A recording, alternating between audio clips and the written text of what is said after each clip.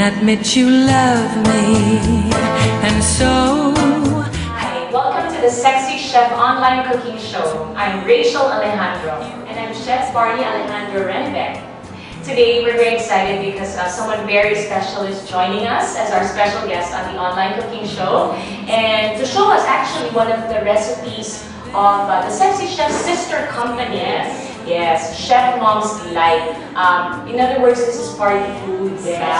Something that we can eat, comfort food. Comfort food, exactly. She'll tell you all about it.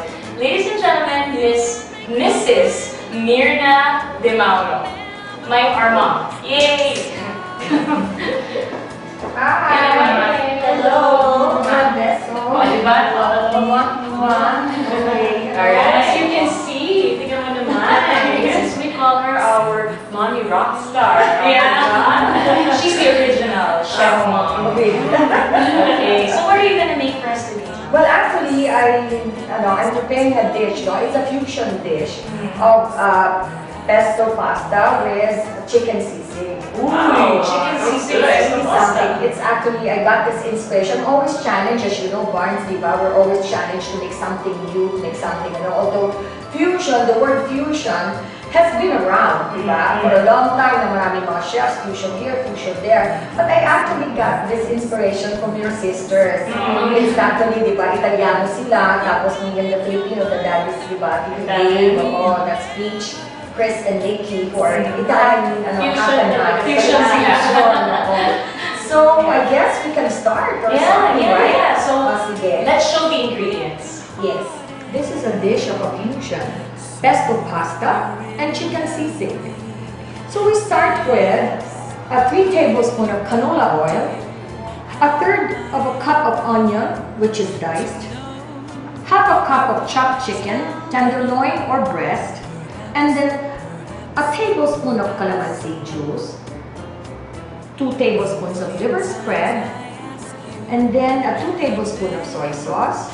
You have a teaspoon of seasoning. This is a liquid seasoning. And then another teaspoon of seasoning granules. Then you've got 1 tablespoon of mayonnaise. And then of course, the one that's, it's the 1 piece of the siling na buyo chopped. Then we go with the 1 cup of penne, a cup of the pesto sauce, and this is actually the finished product. That's what we have right here. So if you really love me, say yes. But if you don't, dear, confess. Alright, so we begin with, okay, Barnes, ano na natin sa oil, diba?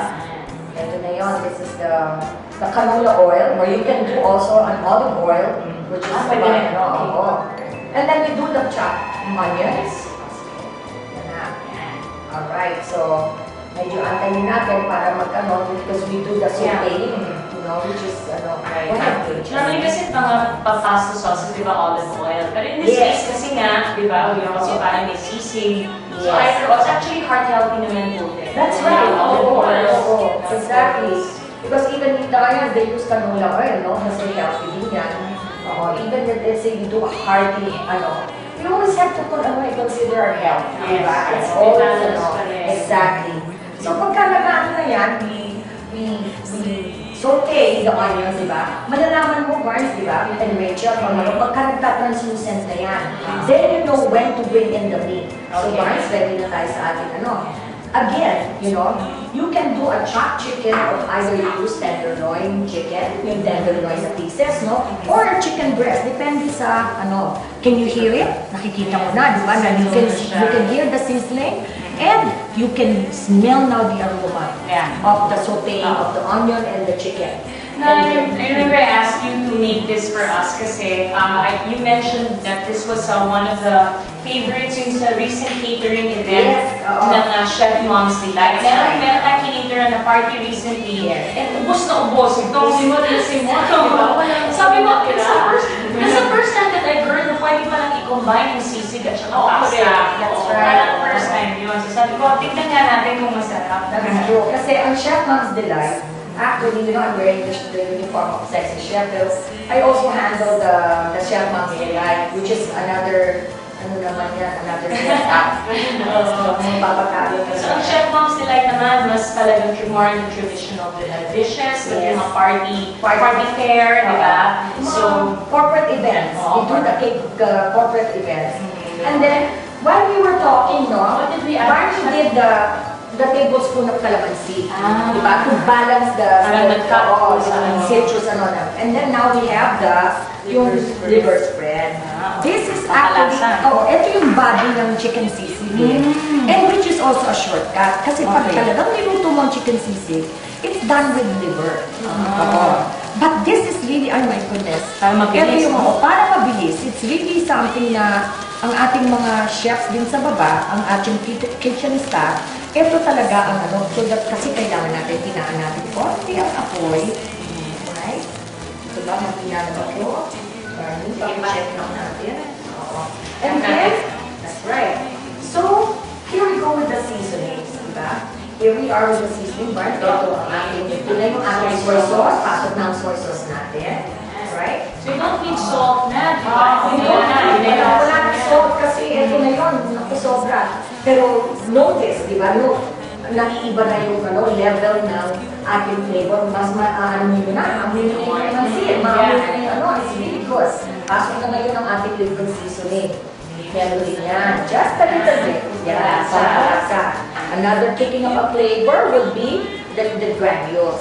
Ito din yung seasoning granules. Actually, yung seasoning granules will be the secret of this.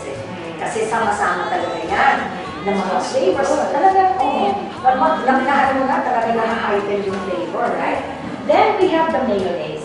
This mayonnaise na tablespoon na yan. Another secret ingredient. And then, iba, ang magiging parang creaminess. That's right, the creaminess. Kaya that's why ito yung parang, it is really an innovation of fusions of the chicken sisig na ay really talagang, ako. Alright, so we begin with, okay, Barnes, ano na natin, oil, diba? Ito na yun, this is the canola oil, or you can do also an olive oil, which is and then we do the chopped onions. Yan na. Alright, so, medyo antayin natin para magkano, because we do the sauteing. Which is, Normally kasi mga pasta sauces, di ba, olive oil. But in this case, kasi nga, di ba, we also parang may sisig. So either, it's actually heart-healthy naman po. That's right. Exactly. Because even with Diane, they use canola oil, kasi healthy din yan. Even if, let's say, you do a hearty, we always have to consider our health. Diba? It's always, exactly. So pagka nag-ano na yan, alright, so we begin with, okay, Barnes, ano na natin, oil, diba? Ito na yun, this is the canola oil, or you can do also an olive oil, which is and then we do the chop. Yes, ito na, no? After that we have put the Just put it in the same pan. In the same pan kasi, maano yung mga flavors. Actually, this is good kasi seasoned na yung pan. Yes, true. That's right. So that's another one, you can do this para season yung pan, nandun lahat ng flavor. Then we add the pesto of a cup. Meron kang 1 cup na pasta, and then you got a 1 cup of pesto. Itong pesto na to, homemade dito I made this. But you know what? You can buy. Ang dami masarap na pesto dyan. Although, syempre, Fresh ingredients, fresh basil, fresh garlic, olive oil, and cheese. You can add your pine nuts or exactly, yung kasoy. Actually, di ba, Barnes, we always use it all the time because it is a very, very neutral flavor. Tayo mga Pilipino, kung ayaw nyo, kasi kung minsan may mga iba ayaw naman yung it's too strong or something. So we really do it with a cashew nut.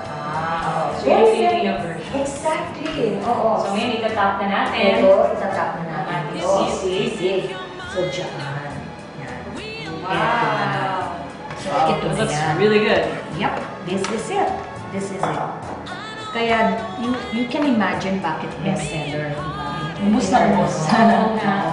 And then, since we make our own pesto sauce, eto na, na-challenge na ngayon ako. Actually, a lot of my friends, they say, ay, ano naman yung pesto sauce mo, di ba? So, what we did is that here, meron na akong nagbabagal na You can just order if you don't want to buy it in the supermarket. You can just call us Chef Mom's Delight. You can order your very own Chef Mom's basil pesto. That's right.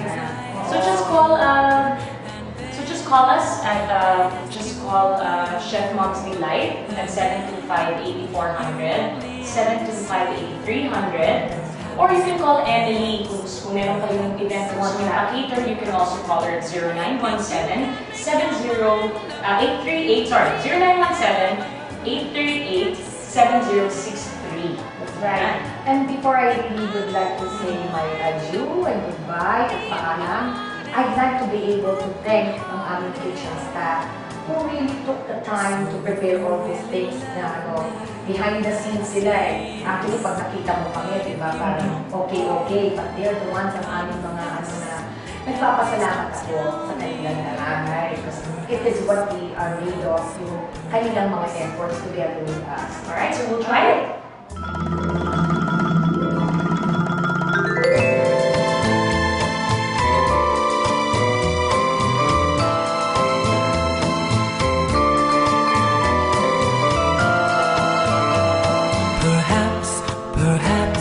Perhaps. Here we are. So, eto na yan. Eto na Chicken yan. sisig with pesto. Here's the pork for you. Thank you. For you. Alright. Dig in, guys. Alright.